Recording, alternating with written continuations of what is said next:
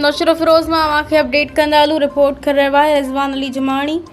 IG Sindh Ghulam Nabi Memon Naushahro Firoz जे मंशात फ़रोशन जूं लिस्टूं पधरियूं करण खां पोइ SSP नौशरो फिरोज़ मीर रोहिल ख़ान खोसो पारां ज़िले जे सभिनी थाणनि जे SHOs खे हिदायतूं जारी कयूं हुयूं त जल्दी लिस्ट में शामिल मंशात फ़रोशन खे गिरफ़्तार करे SSP ऑफिस रिपोर्टूं पेश कयूं वञनि।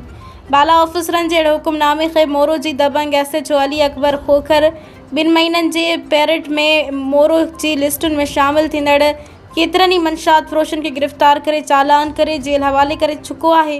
केतिरनि ई सालनि खां हीरोइन आइस मंशात विकिरो कंदड़ अली हसन उर्फ़ जोजी चांडियो जे अॾे ते केतिराई दफ़ा छापा हया हुआ, जंहिंखां पोइ जोजी चांडियो तंग थी मंशात जो अॾो बंदि करे फ़रार थी वियो हुयो।